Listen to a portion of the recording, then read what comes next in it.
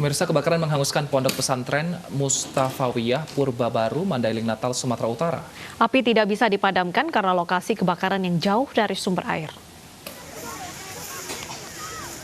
Kobaran api membakar gedung asrama putra di pondok pesantren Mustafawiyah Purbabaru, Mandailing Natal, Sumatera Utara. Kebakaran yang terjadi menjelang maghrib kemarin membuat panik santri yang bersiap akan sholat. Mereka keluar gedung namun tidak bisa memadamkan api karena sumber air yang jauh. Sementara itu tidak ada petugas pemadam kebakaran yang sigap datang ke lokasi kejadian. Api pertama kali muncul di salah satu kamar di lantai 3 yang dihuni santri kelas 4. Api meluas dan membakar kamar lain hingga akhirnya membakar gedung asrama. Belum diketahui pasti penyebab kebakaran dan hal ini masih dalam penyelidikan kepolisian. Akibat kebakaran, kegiatan belajar mengajar di pesantren Mustafawiyah terhenti, meski masih pandemi, aktivitas di pondok pesantren tetap berjalan.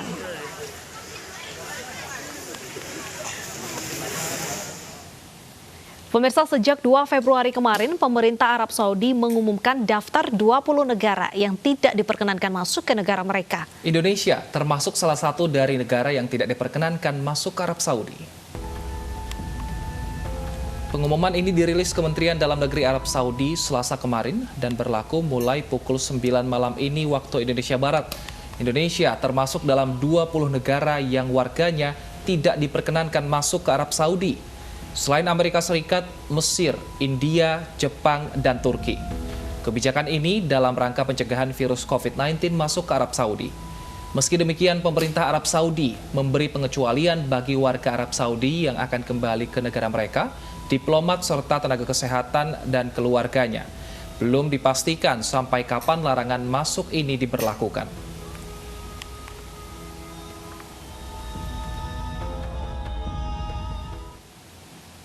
Keinformasi lainnya, pemirsa, aksi pencurian kotak amal masjid di Kabupaten Kepahyang, Bengkulu terekam kamera pengawas CCTV. Meski mengetahui ada kamera CCTV, pelaku tetap nekat membawa kotak amal dengan menutup wajahnya menggunakan mukena. Mengendap-endap, pria ini masuk ke dalam Masjid Husnul Khotimah. Menyadari ada CCTV, ia pun mundur sejenak. Bukannya menyingkir, ia nekat melanjutkan aksinya.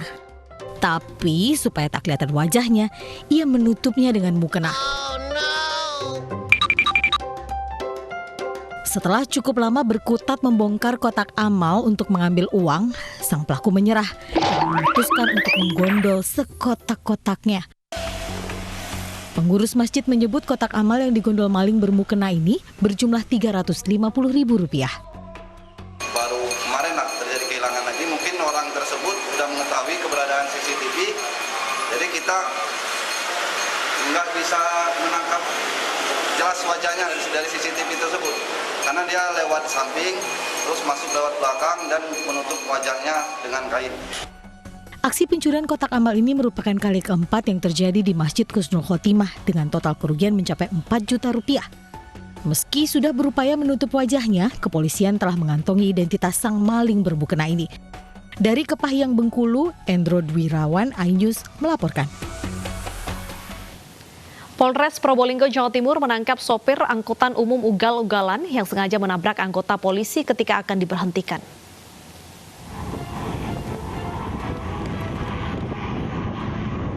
Inilah rekaman angkutan umum ugal-ugalan sengaja menabrak polisi hingga terjatuh. Video 13 detik unggahan Arif Harmoko Official di Instagram itu telah dilihat ribuan orang dalam kurun waktu 3 jam. Kasat Lantas Polres Probolinggo, AKP Purwanto Sigit Raharjo mengatakan mobil angkutan umum itu dikejar anggotanya karena berusaha kabur saat diperiksa dalam operasi justisi penegakan protokol kesehatan di Jalan Lumajang, Kota Probolinggo. Dalam peristiwa itu, polisi yang menjadi korban Aibda Ivan Septiarso menderita luka di kakinya. Mereka memang betul itu dialami oleh anggota kami, Satlantas Polres Probolinggo. Dan untuk kondisi anggota hanya lecet saja, luka ringan. Melaksanakan giat protokol kesehatan, kemudian dia dihentikan tidak mau, hingga terjadilah peristiwa tersebut. Berbekal nomor polisi kendaraan, dalam waktu singkat sopir ugal-ugalan penabrak anggota polisi itu ditangkap. Pelaku kemudian digiring ke Polres Probolinggo untuk mempertanggungjawabkan perbuatannya. Dari Probolinggo, Jawa Timur, Hana Purwadi, iNews melaporkan. Pemirsa, seorang remaja di Kota Ternate, Maluku Utara nekat berjoget di atap sebuah mobil angkot yang tengah melaju di jalan raya. Aksi joget yang berbahaya ini pun viral di media sosial.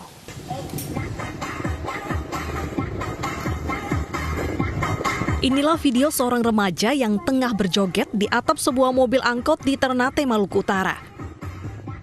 Aksi nekat dan berbahaya remaja ini direkam oleh seorang pengendara yang berada di belakang angkot. Rekaman berdurasi 1 menit ini pun langsung viral di media sosial. Usai viral, polisi lalu melacak dan berhasil menangkap para pelaku, yakni NS yang berjoget serta sopir mobil angkot FH di kawasan Fitu, Kota Ternate Selatan. Saat diperiksa, keduanya mengaku hanya ingin mencari sensasi dan berjanji tidak akan mengulangi lagi. Dasarnya karena dia ingin cari sensasi, ya, karena tidak ada yang suruh. Saya tanya ke dia bilang saya sendiri Pak yang naik. Jadi emang dia murni untuk mencari sensasi di tengah kesorean di belakang gunung. Saya minta maaf dan berjanji tidak akan mengulangi kesalahan yang saya lakukan tadi, seperti berjoget di atas mobil mikro. Apabila saya mengulangi lagi, maka saya siap diproses sesuai hukum yang berlaku. Untuk masyarakat yang lain, jangan meniru perbuatan seperti yang sudah saya lakukan, karena dapat membahayakan diri sendiri dan juga orang lain.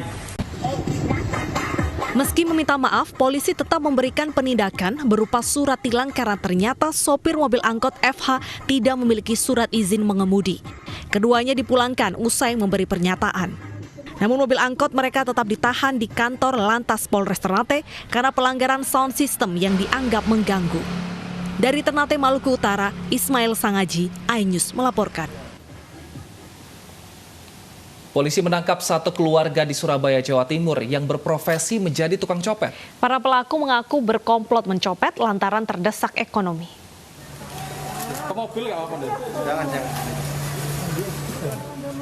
Satu keluarga yang berprofesi copet ini hanya bisa tertunduk usai diringkus unit Reskrim Polrestabes Surabaya. Keempat tersangka merupakan warga Darmo Permai Utara, Surabaya, Jawa Timur. Kelompok pencopet ini dipimpin oleh RD, beranggotakan istri dan anaknya AU dan OR yang memiliki tugas mengalihkan perhatian korban. Sementara yang bertugas sebagai eksekutor adalah SW, pelaku lainnya.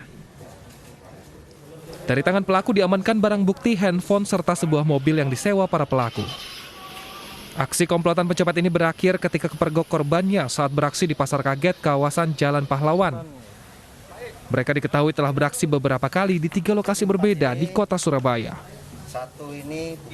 Mereka ini udah merencanakan dahulu, lalu datang ke TKP bawa mobil, sarannya udah kita juga di sana, lalu turun cari korban ini.